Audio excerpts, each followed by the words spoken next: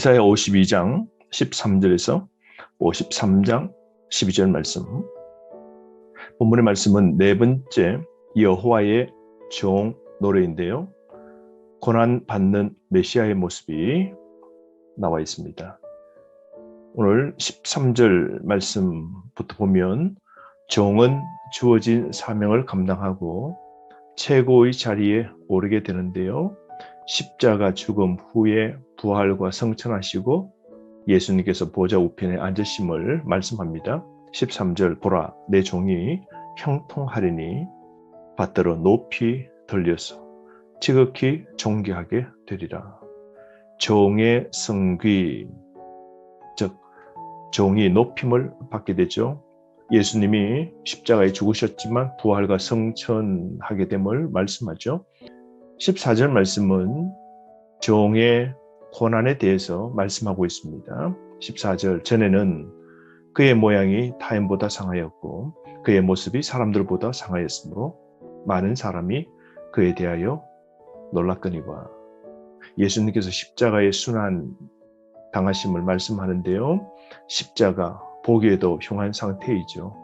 예수님이 높임 받으시는 건 바로 십자가의 고난을 당하셨기 때문이죠. 예수님의 그 고난과 부활과 성천을 기록한 또 다른 말씀은 신약성경 빌립보서 2장 6절에서 11절 말씀에 나오죠. 예수 그리스도의 비하와 성귀에 대해서 말씀하고 있죠. 그러므로 예수님 즉 메시아의 비하와 성귀를 보고 세상 사람들이 놀라게 됨을 말씀합니다. 여러분, 이 땅에 예수님께서 오셔서 낮은 자리 그리고 마지막 죽음과 비참의 자리에 내려가셨는데요. 하나님께서는 그 예수님을 다시 부활, 성천 그리고 하나님 우편에 앉아 계시도록 그 이름으로 모든 사람이 무릎 꿇도록 하나님이 만들어 주신 것이죠.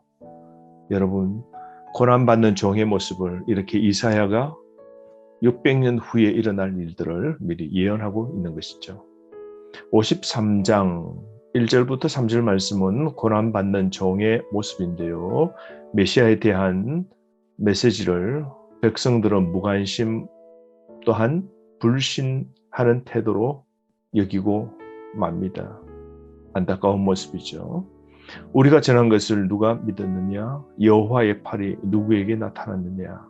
왜냐하면 메시아의 그 모습은 아름다움이 감추어져 있기 때문이죠. 겨우 자란 미약한 순처럼 진정한 아름다움은 보이지 아니하는 것이죠.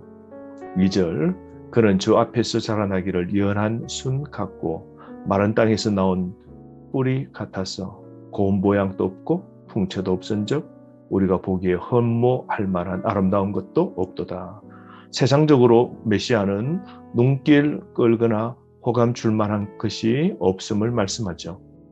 갈릴리 천한 나사렛 동네의 목수의 아들로 이 땅에 오셨죠.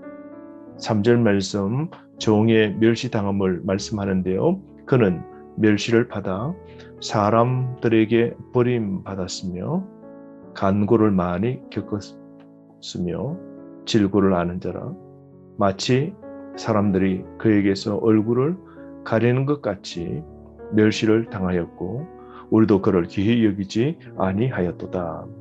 종의 멸시를 당함을 말씀하는데요.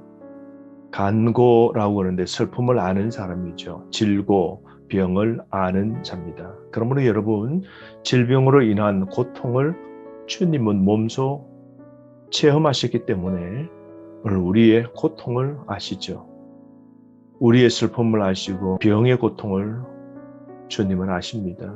그래서 사람들은 이런 예수님의 모습을 보고 어떻게 취급합니까? 3절 하반절 마치 사람들이 그에게서 얼굴을 가리는 것 같이 멸시를 당하였고 우리도 그를 귀히 여기지 아니하였도다. 문둥병자 대하듯 얼굴을 돌리고 철저히 메시아를 외면하는 하죠. 그런데 이 모든 것이 바로 악한 세상 사람들이 메시아를 하찮게 여기는 태도였던 겁니다. 4절 말씀에 보면 사람들의 그릇된 생각이 있는데요. 종이 당한 고난의 의미를 보십시오. 4절 말씀, 그는 실로 우리의 질고를 지고 우리의 슬픔을 당하였거늘 우리는 생각하기를 그는 징벌을 받아 하나님께 맞으며 고난을 당한다 하였노라. 메시아가 자신의 죄나 허물로 당한 고난이 아니라 대신해서 멸시와 고통을 겪으심을 말씀합니다. 5절 말씀, 메시아 그가 찔림은 우리의 허물 때문이요 그가 상함은 우리의 죄악 때문이라. 그가 징계를 받음으로 우리는 평화를 누리고 그가 채찍에 맞음으로 우리는 나음을 받았도다. 허물과 죄악 때문에 메시아가 고난을 당하였고 허물과 죄로 우리를 통하여 십자가의 고난을 당하셨기에 우리가 얻은 것은 평화와 나음이죠. 하나님과 화목되는 평화와 죄 용서함을 받는 나음을 얻게 된 것이죠. 이 모든 게 하나님의 은혜입니다. 6절 말씀, 우리는 다 양 같아서 그릇 행하여 각기 제 길로 갔거늘 여호와께서는 우리 모두의 죄악을 그에게 담당시키셨도다. 목자 잃은 양, 방황하는 양 같았던 우리를 메시아는 모든 죄악을 하나님께서 메시아에게 다 담당시켜서 우리를 구원해 주신 것이죠. 대속의 진리가 여기 있습니다. 우리 모두의 죄악을 그에게 담당시키셨다라고 그러죠. 그러므로 인류 구속의 무거운 짐을 대신 지게 하신 하나님의 모습을 보게 됩니다. 이게 하나님의 계획이었죠. 양처럼 주님을 떠나면 멸망하게 됨을 7절 말씀. 그가 곤욕을 당하여 괴로울 때에도 그의 입을 열지 아니하였으며 마치 도수장으로 끌려가는 어린 양과 털 깎는 자 앞에서 잠잠한 양같이 그의 입을 열지 아니하였도다. 고난받는 종의 자세를 보십시오. 고난의 짐을 어떻게 감당합니까? 끝까지 침묵합니다. 죄 없이 고난을 받음에도 불구하고 자신의 의를 주장하지 않습니다. 헤롯과 빌라도에게 신문 받을 때에도 메시아는 침묵하며 고난을 다 짊어지신 거죠. 그러므로 여러분, 나에게도 죽기까지 순종하는 종의 자세를 오늘도 하나님이 원하심을 아셔야 됩니다. 하나님의 일이라면 부당한 일을 당해도 우리가 인내해야 하는 겁니다. 여러분, 예수님의 영광을 누리려면 예수님의 고난에도 우리가 동참해야 하는 겁니다. 낮아져야 높아지는 역설의 원리가 바로 하나님의 나라에 있는 겁니다. 8절 말씀, 종의 부당한 죽음에 대해서 말씀하는데요. 왜 메시아가 대신 죽었습니까?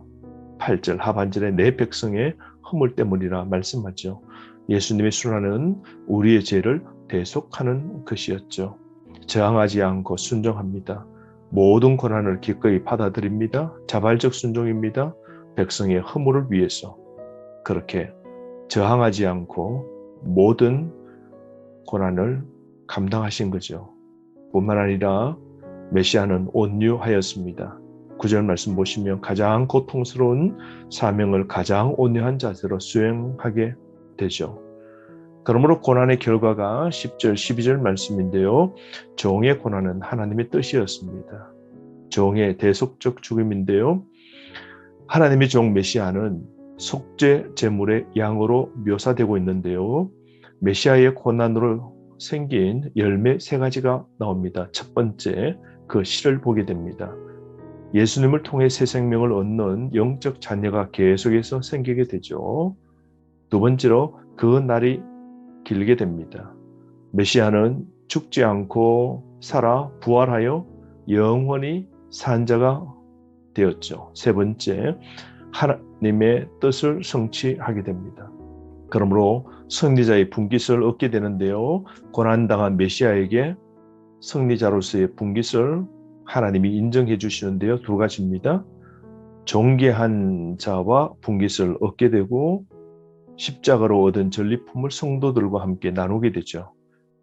예수님이 얻으신 영생을 우리 또한 얻게 되었죠. 두 번째로 탈취한 전리품을 나누게 됩니다. 예수님의 공로로 우리는 천국을 얻게 된 것입니다.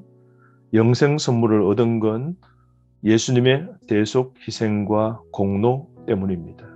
그러므로 여러분, 우리가 하나님의 은혜로 구원받았습니다. 하나님 보내신 메시아가 정오로 이 땅에 와서 십자가에 속죄의 제물 되시고 저항하지 않고 모든 고난을 다 당하셨기에 우리는 나음을 얻고 평화를 얻게 된 겁니다.